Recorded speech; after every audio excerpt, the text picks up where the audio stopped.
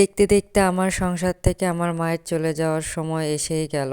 আর মাত্র ২-১ দিন এরপরে আমার মা তার নিজের সংসারে চলে যাবে। এতদিন বুঝতেই পারিনি আমার একটা সংসার ছিল। এতটাই আরামে ছিলাম আর যত্নে ছিলাম, মনে হচ্ছিল বাবার বাড়িতে লাইরে ছিলাম। এখন সেই সময় শেষ। এখন মা চলে যাবে নিজের গন্তব্যে, আবার শুরু হয়ে যাবে আমার রোজকের রুটিন। কেন জানি ভালো সময় খুব তাড়াতাড়ি চলে যায়, তাই না? আসসালামু আলাইকুম এভরিওয়ান। আজকে সারাদিন কেমন গেল, কি করলাম সব থাকতেছে এই ভিডিওতে।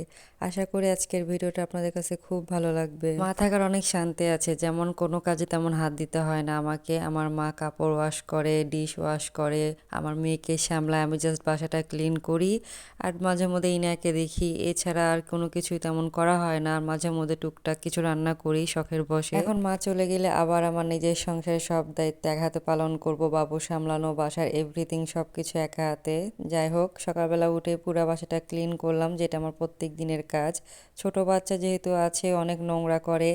একদিন যদি আমি কোনো কিছু হাত না দিই, এগুলো দেখার মতন অবস্থায় থাকে না। আর আমার মেয়ে বেশিরভাগ সারাদিন বাসার ভিতরেই থাকে, এই জন্য সবসময় পরিপাটি করে রাখার চেষ্টা করি। তো পুরো বাসাটা আমি ক্লিন করলাম। জুতার একটা বাইরে ছিল, বাট কয়েকদিন ধরে দেখতেছি বিড়াল খুব ডিস্টার্ব করতেছে, এই জন্য এটা ভিতরে নিয়ে আসলাম বারান্দায়। এই তো মা থাকার শান্তি। দুপুরবেলা মাই সব রান্না করেছে। এখানে ডিম ভুনা করেছে, লালের একটা সবুজ শাক পাওয়া যায়, ওই শাকটা ভাজি করেছে, আর পেঁয়াজের ফুলকো এবং আলু দিয়ে টাকি মাছ দিয়ে ভর্তা করেছে ভেজে। এটা খুব মজা হয় মায়ের হাতে। আজকে ইনাকে ছাদে গোসল করাবে মা বলতেছে দেখি আজকে নর্মাল পানি দিয়ে গোসল করে নাকি, বাট আমরা তো খুব হাসতেছিলাম। আমার মেয়ে প্রচুর পানি ভক্ত, মানে পানি দেখলে তার মাথা ঠিক থাকে না।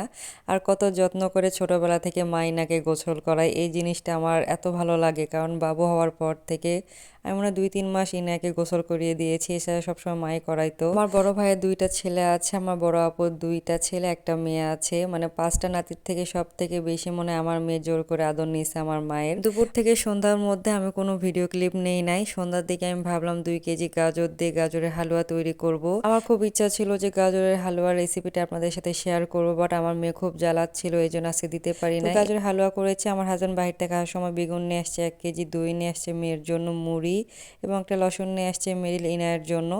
আমরা আবার বাইরে গেলাম টুকটাক কেনাকাটা করতে, সামনে একটা অকেশন আছে, এই জন্য আমরা আর কি কেনাকাটা করতে গেছিলাম। আসলে আমি শাড়ি কিনতে গিয়েছিলাম, বাট শাড়িটা আমার হচ্ছিল না। আমি যে শাড়িটা চাচ্ছিলাম সেটা পাচ্ছিলাম না, যেগুলো আছে সেগুলো আমার বাজেটের বাইরে।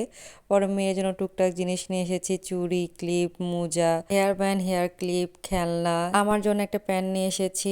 আসলে বাইরে গেলে ইনার জন্য টুকটাক অনেক কিছু কেনা হয়, এটা আমার কাছে খুব ভালো লাগে যে আমার মেয়ে হওয়ার পর থেকে বাইরে গেলে শুধু মনে হয় তার জিনিস কিনে ফেলি। বাসায় এসে আমার মেয়েকে আবার আনার কেটে দিলাম, বাট আমার মেয়ে একবারও মুখে নেয় নাই, টিভি দেখতেছিল। তো আজকের মতো এতটুকুই, টাটা বাই বাই, আল্লাহ হাফেজ।